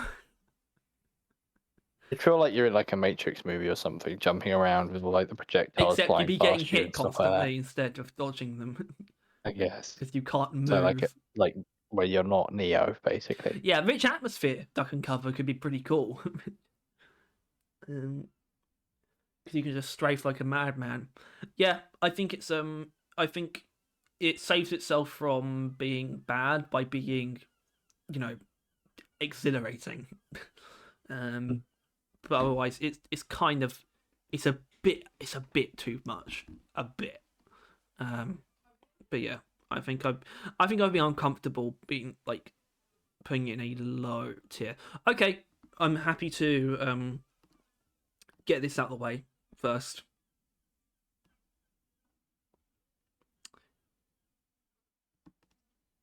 Need we say anything? Genuinely, I'm not sure we do. No one likes post one. I forgot what you called it. Caves. But this is obviously this is the one that is most like no, not playing that mission. Like this is the most for that. Like more so than low oxygen, right? It's like so no, I am not. I'm just not playing that mission. I'm sorry. It's just so antithetical to fun, and they both obviously have that. The aspects of really cramping down on aspects of DRG that really shouldn't be. Punishing basically just punishing you taking your time or exploring, actually wanting to engage with the game, really, on any kind of deeper level, beyond just blitzing the objective and killing just the most essential enemies. It's just so, yeah, it's just not it. It's just not it. Luckily, I don't think anyone in the community disagrees with us. However, it's been quite some time since I've heard anyone from Ghost Ship be like, "Oh, I do like." It's the kind of thing where I do really want to hear like Mike talk about haunted caves and whether or not he likes it. That's the kind of thing where I want to know if they enjoy it, because I know that they all tolerate escort duty, for example, because they kind of have to. No, that's almost too big for them to back down on. But haunted caves, it's like, first of all, you've got to acknowledge as well where haunted caves can't even be like on escort duty or salvage operation. It's like, what does that say? I'll tell you what it says. It sucks. It's a simple equation. Yeah. Yeah, I mean, yeah, it's fucking horrendous. It's anti-deproc. Mm-hmm. And by the way, I hope you don't hate me for saying. I don't think you will actually. More appropriate in something like Rocore. Yeah, because Rocore, I think the plan is definitely to keep you moving, or like, so, and there's not less reason to stay. I mean, that might actually be a feature they add, like something that forces you to move on. The wall is coming. It's closing in on you. Yeah. That would be pretty cool. Or they might just rely on the natural, like, degradation of resources. Yeah. Anyway, the last gasp, and it is a bit of a gasp, or a rasp of hot air. Elite threat. Oh, you sweet little child. Sweet little Red Skull. I do love Red Skull. I admire Red Skull. Wait a minute, no. Obviously, an emblem of a bit of a sore point for everyone. Or rather, everyone in the know, right? So obviously that's definitely us. That's definitely Ghost Ship themselves. It's something that they acknowledge as a bit of a blunder. Is elite enemies, right? Said. Elite enemies as a mechanic. At least though, we got a pretty neat warning outfit. I think elite threat is still pretty good. It's got some stuff going for it. The elite enemies are unique to fight. At the very least, there's some really fun, like crazy shit. Like elite grabbers are fun. I think that shit is hilarious. Genuinely, like they abduct you. It's like the Hat Man. He just comes in and just grabs you and just sprints away. Like elite bolt detonators are awesome.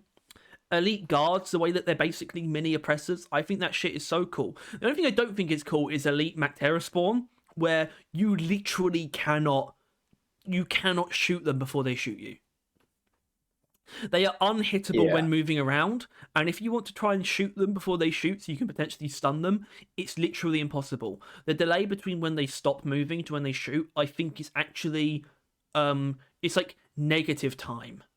It's like it actually happens like it's like they jump forward in time to do it or something. So those things are kind of bastards.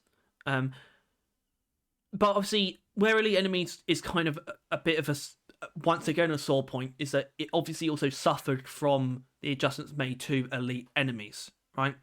Like getting rid of certain ones. Like I think the removal of the oppressor is absolutely a symptom of them removing the mechanic from the base game, right? Where you don't want to cram like every special enemy to have an elite variant in just the warning, and I think that's a real shame. I still have a massive soft spot for it. And I think it's got enough going for it to be in sort of the still at the very least the positive zone. But I don't know. I don't know about higher placements. I don't know. Like I like it enough to put it somewhere up. Like like an A. I actually could do that personally, but maybe there's something to acknowledge about it. Like to make a point. I don't know.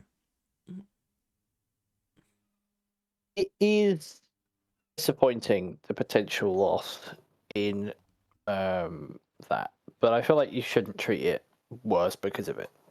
Like, take it as what it is, and what it is interesting and fun and slightly difficult, right? Yep.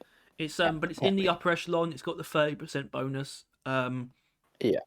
It tweaks the enemies that it does tweak in actually, like, genuinely, I think, interesting ways. Not all, like, super unique, right? Not necessarily. Yeah. But it does still tweak them, that you notice these aspects. And, like, I think the bolt detonator is awesome. I think at a baseline, all of the other stuff is actually really cool. I think twisting the game in that way, like, obviously, we clearly like the ones that add enemies, right? But ones that add... But, they always add enemies in, like, quite in specific categories. Elite Threat doesn't really have that bias. It just sort of takes a sort of a random sort of sprinkling of enemies. It's just like, these ones can potentially have these basically tweaked out variants. But it's not like specifically Glyphids or Macteras or anything like that. Although I think it is actually, when I think about it, I think it is limited to Glyphids and Macteras. I'm not sure there are any outside of that. I mean, by golly, the Spreader and the Stingtail should have had elite variants. I mean, I know it would have probably been quite horrible when you think about it, but they still should have done. But yeah, it's still really cool. And I think, like, really cool. It's a nice warning to get. It's like, yeah, I want to play it. I want to give it an A personally. Yeah. It's my friend. Yeah. It's my friend.